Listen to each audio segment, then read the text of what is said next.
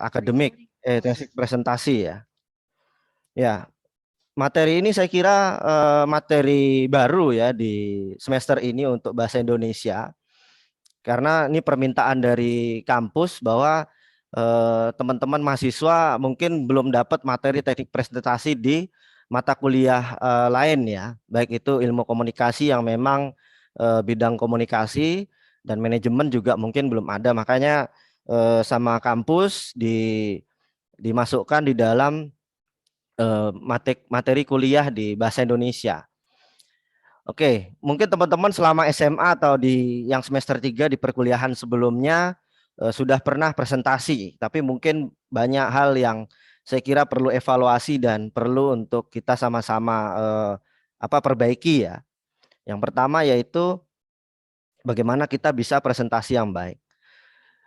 Ya, saya menampilkan gambar ini karena 3 gambar ini gambar yang mungkin bulan lalu ya, itu mungkin sampai sekarang itu viral dan hits begitu ya. Karena teman-teman saya kira yang di prodi ilmu komunikasi dan manajemen pasti sudah beberapa ya sudah menonton film Squid Game atau Money Heist di Netflix ya. Saya kira pasti langganan sudah banyak yang murah-murah langganan Netflix. Anda bisa beli di online, di Shopee atau dimanapun. Dan itu bisa Anda akses di komputer atau di laptop teman-teman. Ya, kenapa saya tampilkan gambar ini? Ini adalah gambar yang jadi contoh ketika teman-teman kemudian melakukan sebuah presentasi gitu ya. Ya, carilah gambar yang memang hits, gambar yang memang viral untuk kemudian ya ini tadi bisa ditampilkan di dalam presentasi Anda misalnya begitu ya. Boleh juga gambar ini memaknai tentang buatlah sebuah presentasi yang bagaimana memikat orang lain untuk bisa kemudian orang itu atau audiens itu melihat atau memperhatikan Anda ketika presentasi. Ya. Jadi seperti itu gitu. Bagaimana Anda mengemas sebuah presentasi itu menjadi baik, ya itu dari Anda sendiri begitu ya, bisa mencuri perhatian audiens atau orang lain. Oke, selanjutnya apa sih manfaatnya buat Anda ketika Anda melakukan sebuah presentasi? Ya manfaatnya itu adalah bagaimana setelah presentasi itu setiap orang akan apa? Akan membuat sebuah perubahan apa dari presentasi yang Anda buat gitu. Misalnya Anda ujian skripsi gitu di depan dosen. Ketika dosen menarik atau memikat terhadap apa yang Anda sampaikan, tertarik gitu apa yang terhadap Anda sampaikan, tentunya mudah bagi dosen untuk memberi nilai yang baik begitu, memberi nilai yang baik.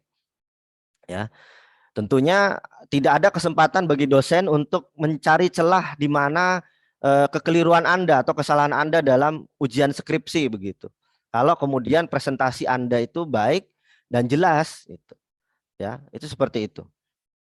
Kemudian bagaimana membuat sebuah presentasi yang baik, teman-teman?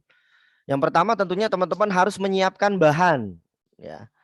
Kemudian bahannya seperti apa ya, dari bahan skripsi teman-teman ya, entah itu bahan buku, bahan artikel, jurnal ya, kemudian teman-teman tuangkan di dalam sebuah eh,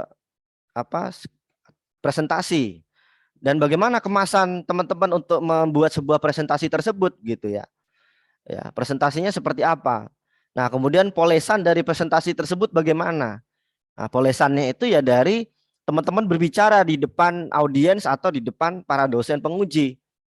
Ya. Jadi 100% kualitas itu terjamin begitu ya. Artinya betul-betul Anda menguasai dari presentasi yang teman-teman bikin sendiri begitu. Oke. Menurut Granville Toogood dalam bukunya The New Article Executive, sebuah bahan presentasi itu wujud dari jendela kita, window ya, wujud dari jendela kita. Bagaimana jendela itu membuka ruang kita untuk bisa membuka gagasan, ide kreatif kita kepada orang lain begitu. Untuk menyampaikan pesan-pesan itu melalui jendela yang kita buat gitu ya. Ya jendela itu tadi presentasi ini gitu ya.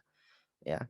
Kemudian nah, beberapa mahasiswa itu kadang masih banyak yang masih keliru dalam membuat presentasi. Ya mungkin kalau saya minta Anda buat presentasi sekarang, sebuah skripsi misalnya, pasti Anda akan copy paste atau salin tempel semua tulisan yang ada di setiap halaman itu.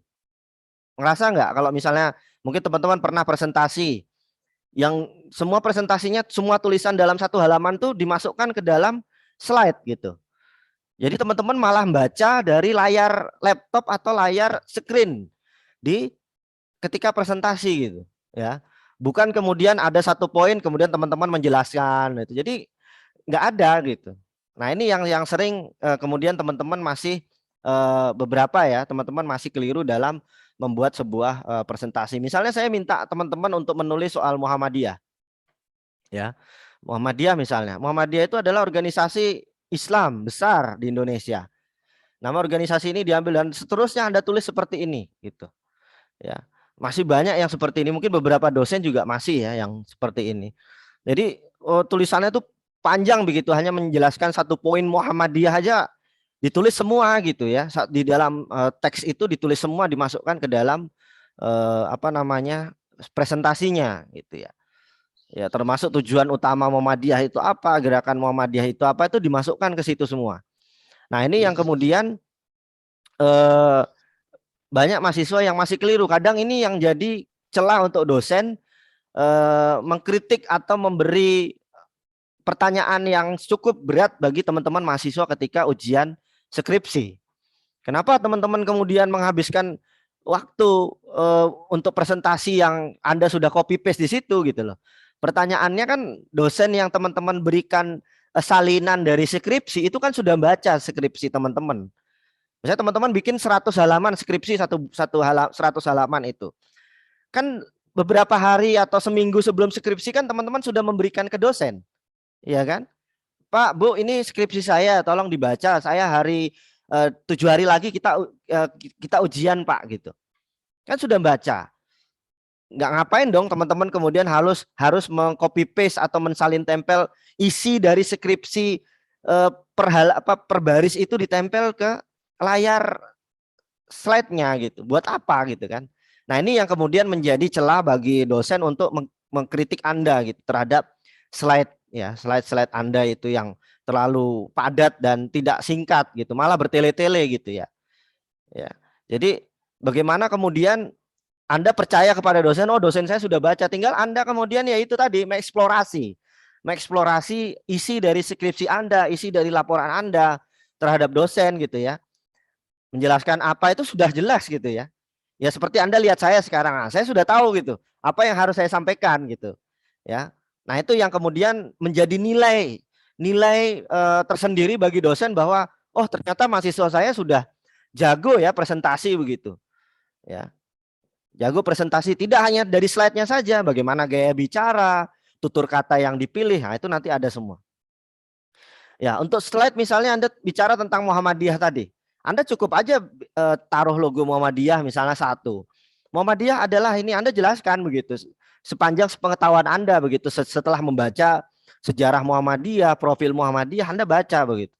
Ya, Anda tinggal menjelaskan ke audiens atau ke dosen begitu terhadap apa yang sudah Anda pahami ya dalam pembelajaran. Kemudian bisa juga Anda membuat sebuah gambar ya, gambar visualisasi begitu yang menarik. Misalnya amal usaha Muhammadiyah begitu. Ya. Amal usaha Muhammadiyah misalnya ada 164 perguruan tinggi Muhammadiyah dan Aisyah se-Indonesia. Ya. Jumlah mahasiswanya ada 554.201. Nah, ini data Desember 2020 ya. Belum data sekarang, mungkin sudah lebih begitu. Kemudian ada TK, SD, SMP, SMA, rumah sakit, panti asuhan, masjid, ponpes, dan masih banyak aset-aset yang lainnya yang memang belum ditulis di dalam gambar ini begitu.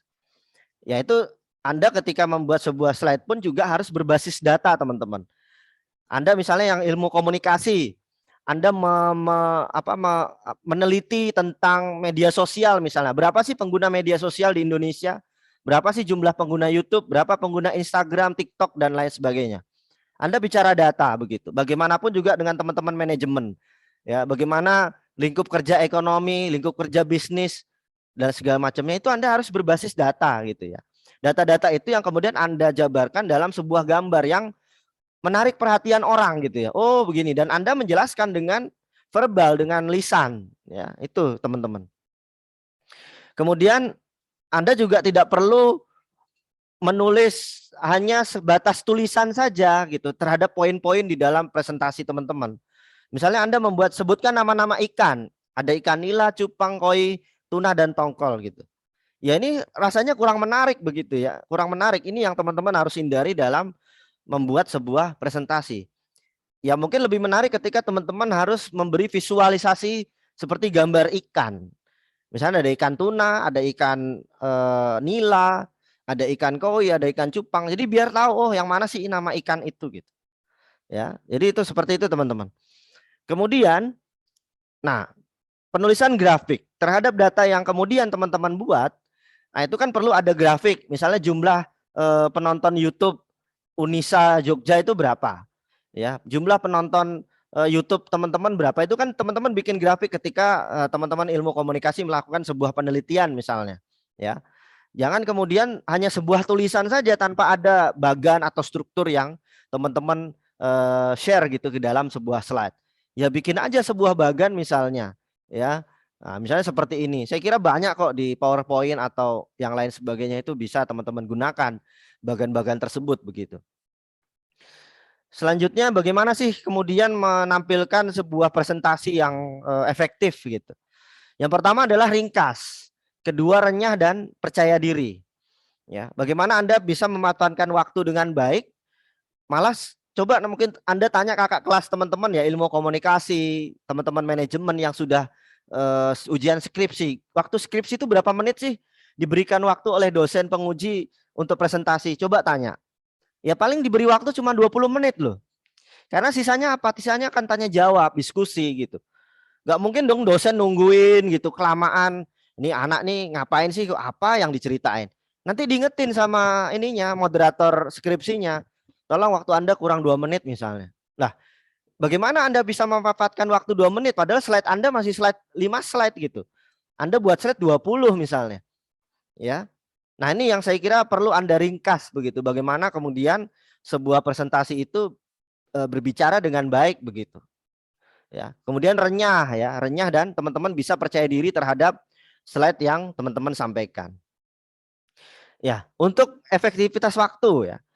Biasanya kalau orang itu paling lama itu ya presentasi 30 menit. Karena kalau sudah lebih dari itu orang sudah bosan.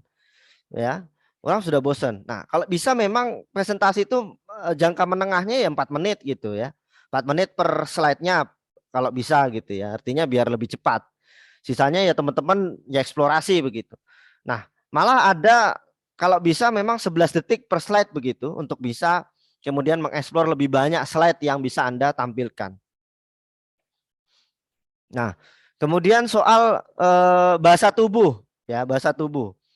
Kemudian ada kontak mata dan kelancaran bertutur. Ini juga menjadi tiga poin ini menjadi bagian penting dalam hal kemudian teman-teman menampilkan slide itu.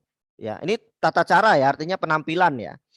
Ya, bagaimana kemudian teman-teman menghindari langkah ke sana kemari dalam presentasi apabila teman-teman berdiri di depan kelas begitu. Ya.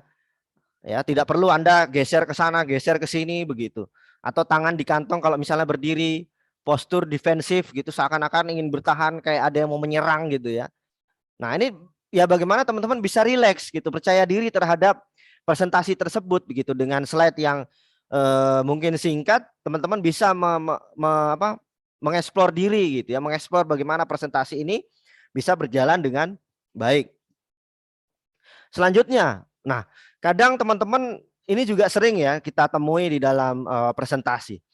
Kadang kita itu kalau presentasi suka ngelihat ke bawah gitu sambil memikir kira-kira kita mau lanjutkan bicara apa.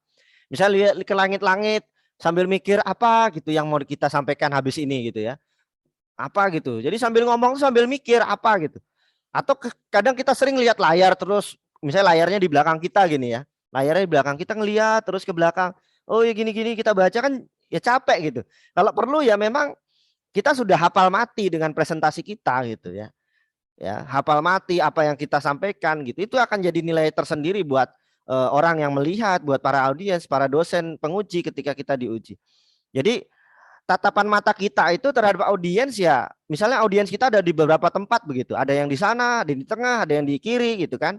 Ya, kita lihat satu-satu, di sini berapa detik, di sini berapa detik gitu ya. Kalau misalnya dosennya banyak, ada 5 begitu dosen penguji, ya lihat satu-satu dosennya. Jangan karena di sebelah kanan tuh dosennya galak banget, kumisnya tebel gitu ya. Anda lihatnya kiri terus, dosen perempuan gitu yang Anda lihat itu misalnya. Karena orangnya kalem. Jadi ya bagaimana dosen lain bisa tahu mimik wajah Anda, bisa tatapan mata Anda seperti apa gitu kan. Kadang kan orang bisa terlihat dari raut wajah dan mata ya. Ini bohong apa benar gitu kan. Kadang bisa terlihat gitu orang yang sudah misalnya mengikuti psikologi ya. Itu biasanya sudah tahu gitu. Ya Anda lihat aja penyanyi kan kadang-kadang nggak mungkin dong penyanyi itu lurus aja satu-satu audiens yang dilihat. Pasti akan menyapa yang di kanan, menyapa yang di kiri, di belakang pun juga dipanggil, malah kedengeran nggak suaranya sampai belakang gitu kadang-kadang kan gitu. Nah ini yang harus teman-teman kuasai begitu. Selanjutnya biasanya kalau teman-teman itu gugup atau tidak pede, itu kadang-kadang keluar kata-kata yang saya kira tidak perlu disampaikan di dalam sebuah presentasi. Misalnya actually, literally, you know, honestly, which is, itu kalau dalam bahasa Inggris. Atau dalam bahasa Indonesia, jadi yang ingin saya sampaikan seperti ini, jadi bahwa bla bla bla, kebetulan bla bla bla. Kadang malah mungkin presentasi saya kurang ini, mungkin penelitian saya kurang. Kebanyakan mungkinnya, sehingga ini yang menjadi celah dosen penguji untuk mencari kekeliruan Anda, kesalahan Anda. Jangan-jangan penelitian Anda itu hanya mungkin aja Anda penelitian itu benar terjadi gitu. Anda tidak yakin dengan penelitian Anda sendiri gitu. Itu jangan sampai seperti itu. Ya, karena Anda gugup, karena Anda keringetan dingin gitu. Ya, udah rileks aja, wong teman-teman kan sudah sering ketemu dosennya misalnya ya, sering ketemu dosen gitu. Oh, Bapak ini tipikalnya orangnya begini gitu. Ya biasa aja gitu kalau presentasi gitu kan. Ya. Nah, itu teman-teman. Jadi jangan sampai kemudian tutur kata kita, ungkapan bertutur kita, pilihan kata kita itu salah dalam penyampaian presentasi. Kemudian, nah, seringlah lakukan simulasi ya, sering latihan simulasi begitu, bagaimana persiapan misalnya besok Anda akan ujian skripsi gitu. Ya, kira-kira simulasinya seperti apa, sehari atau 2 hari sebelumnya Anda bicara di depan cermin begitu ya, atau mungkin ajak teman-teman untuk diskusi kelompok begitu, Anda sebagai penampil, teman-teman berperan sebagai dosen misalnya ya. Jadi ya ini saja berjalan saja, gimana apa yang kurang, nanti kemudian teman-teman diskusi dengan teman-teman sejawat begitu. Kira-kira materi presentasi saya kurang apa sih? Ya, presentasi saya kurang gimana? Bahasaku bagus nggak gitu? Penampilanku sudah bagus atau tidak gitu kan? Kira-kira apalagi yang perlu aku tampilkan, ya kan? Nah ini perlu diskusi dengan teman-teman sama atau kakak kelas yang memang sudah pernah ujian skripsi begitu. Itu teman-teman. Nah kemudian, nah ini dia tadi latihan dan masukan. Jadi teman-teman ketika sering latihan dan mendapat masukan dari kawan-kawan, itu pasti bisa memperbaiki terus-menerus. Tidak hanya soal presentasi, tapi ya ketika teman-teman ingin diskusi sebuah tugas kuliah pun juga harus sama ya. Artinya dengan teman-teman sendiri saling bertukar buku, saling tukar inspirasi, pengalaman, dan lain sebagainya. Nah, bagaimana kemudian teman-teman memilih template atau tempat berkreasi dalam membuat sebuah presentasi yang baik?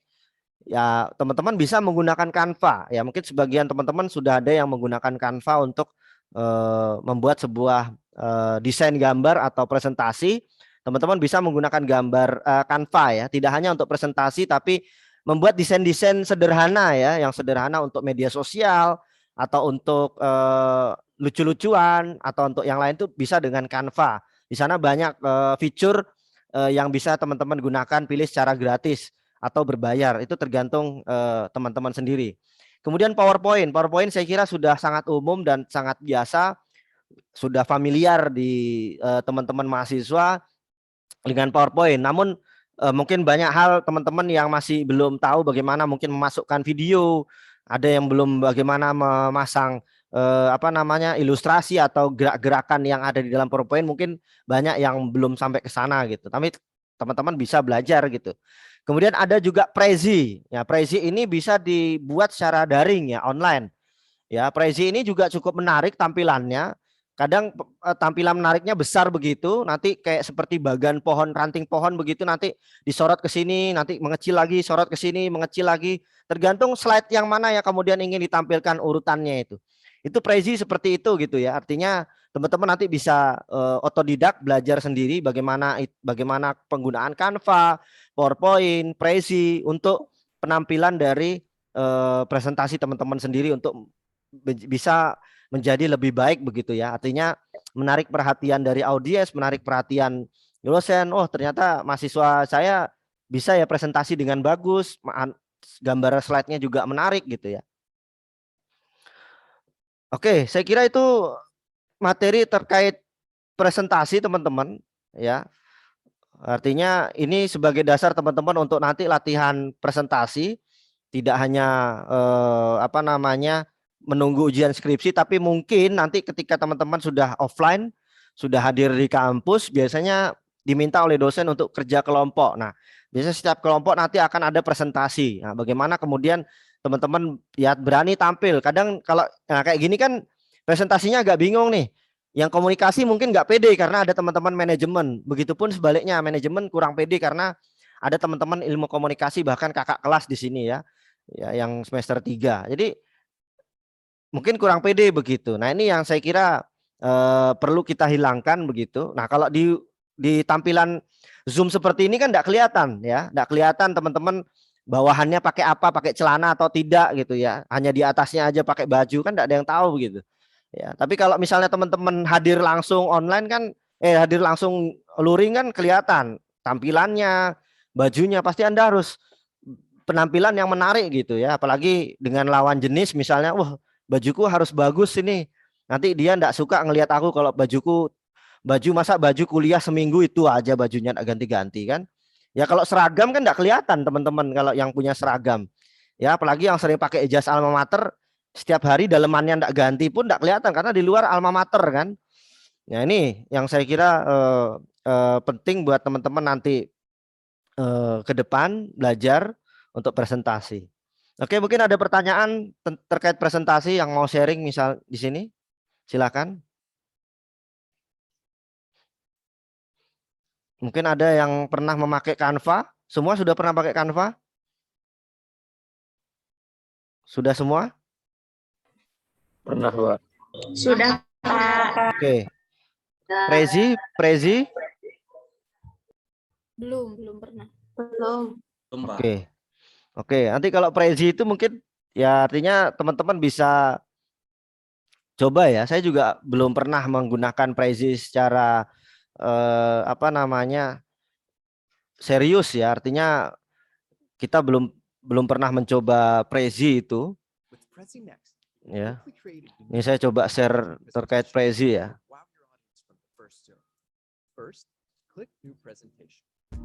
Then choose one of Prezi's beautifully designed templates.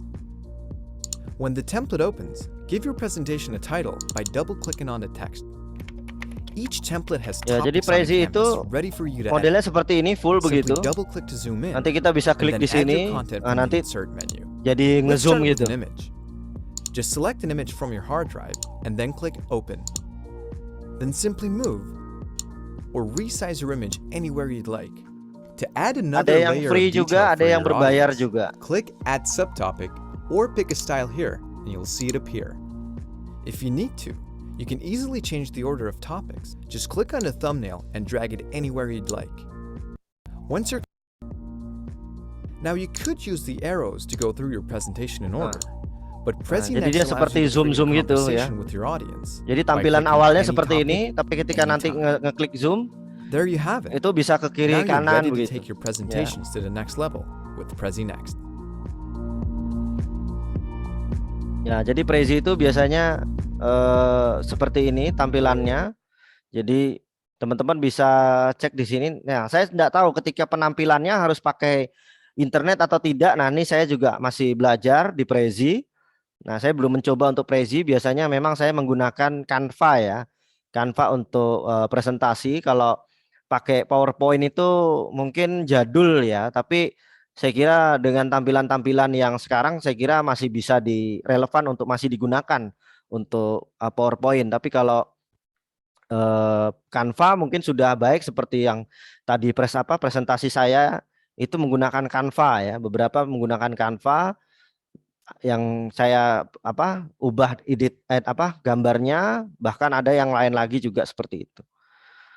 Oke, ada pertanyaan sampai di sini terkait presentasi? Oke, kalau tidak ada, saya ada tugas untuk presentasi, deadline-nya 7 hari dari sekarang.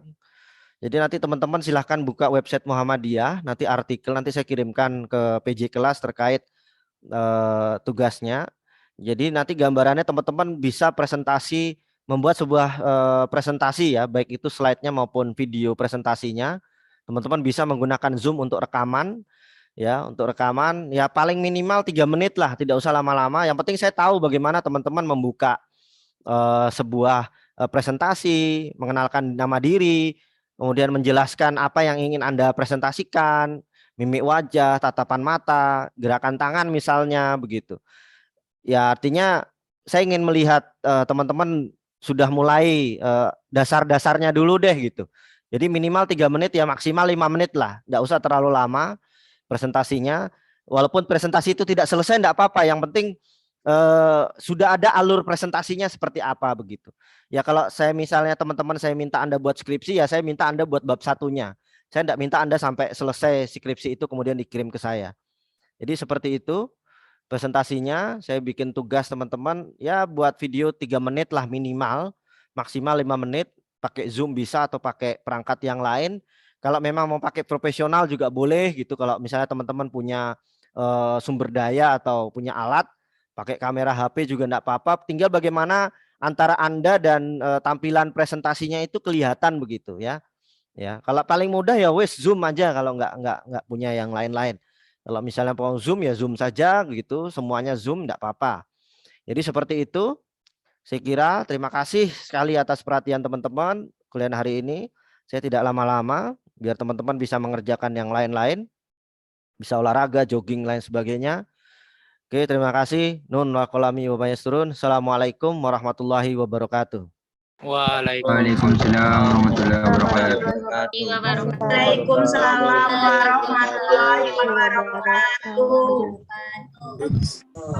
Kasih Pak. Kasih Pak. Kasih Pak. Kasih Pak. Makasih Pak.